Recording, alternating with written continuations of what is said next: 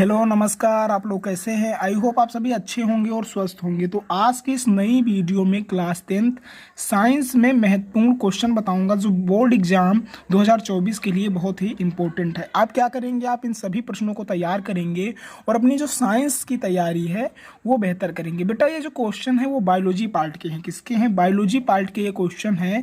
Total 4 question बताने वाला हूँ और ये क्वेश्चन बेटा 3-3 नंबर में पूछे जाते हैं। कितने नंबरों में?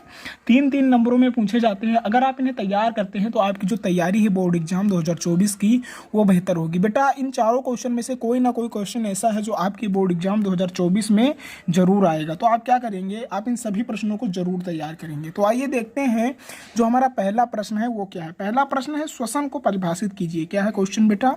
श्वसन को परिभाषित करना है, इसकी परिभाषा आपको लिखनी है। तो इसका आंसर आप देखेंगे, श्वसन वह क्रिया है जिसमें कोशिका में कार्बनिक यौगिकों का ऑक्सीकरण होता है। क्या होता है? श्वसन की क्रिया में क्या होता है जिसमें कोशिका में कार्बनिक यौगिकों का ऑक्सीकरण होता है। किसका ऑक्सीकरण होता है? कार्बनिक यौगिकों का ऑक्सीकरण होता है। और इस क्रिया में CO2 जो कार्बन डाइऑक्साइड है तथा ऊर्जा होती है। क्या होती है बेटा? ऊर्जा उत्पन्न होती है। क्या होती है? ऊर्जा उत्पन्न होती है। क्या होती है? ऊर्जा उत्पन्न होती है। ठीक है। इस ऊर्जा को विशेष एटीपी अणुओं में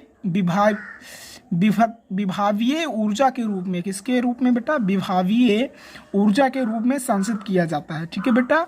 तो इसको हम श्वसन की परिभाषा में कुछ इसी तरह के शब्द लिखेंगे। ठीक है बेटा।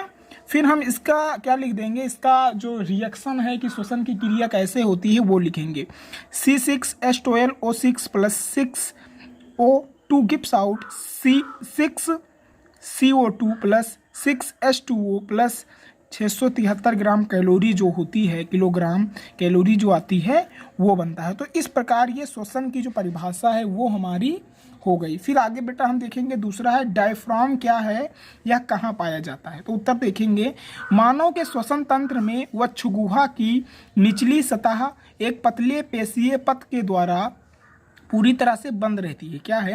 मानव के जो श्वसन तंत्र में वक्षगुहा है उसकी निचली सतह एक पतले पेशीय पथ के रूप में पथ के द्वारा पूरी तरह से बंद रहती है, जिसे तंतुपट या डायफ्राम कहते हैं। क्या कहते हैं? डायफ्राम को बेटा तंतुपट भी कहते हैं। इसको इस तरीके से क्वेश्चन भी पूछा जा सकता है कि तंतुपट क्या है, तब भी आप डायफ्राम की परिभाषा ही लिखेंगे, क्योंकि तंतुपट या डायफ्राम दोनों साइनोनिम्स है, आपस में एक जैसे ही हैं। आगे हम बेटा परिभाषा देखेंगे तीसरा नंबर क्वेश्चन जो है उसके बारे में। तो तीसरा जो क्वेश्चन है वो है धमनी किसे कहते हैं? पल्मोनरी धमनी में किस प्रकार का रुधिर पाया जाता है। क्या है क्वेश्चन बेटा?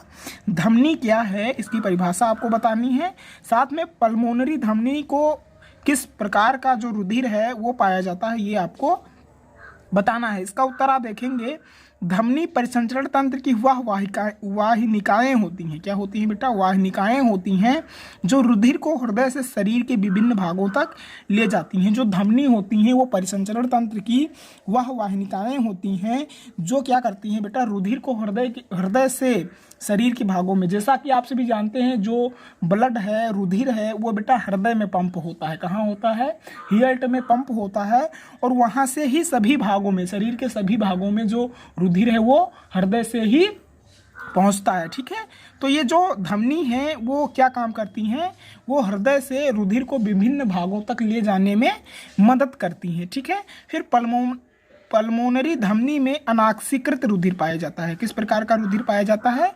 अनाक्सीकृत रुधिर पाया जाता है। तो ये आंसर हो गया तीसरे क्वेश्चन का। चौथा नंबर क्वेश्चन बेटा हम देखेंगे, पुष्प का कौन सा भाग फल एवं बीज उत्पन्न करता है। तो ये उत्तर आप देखेंगे क्या है? निषेचन पश्चात, निषेचन जब होता है तो पुष्प का जो अंडाशय है वो फल में परिवर्तित हो जाता है। जो पुष्प का अंडाशय है वो फल में परिवर्तित हो जाता है।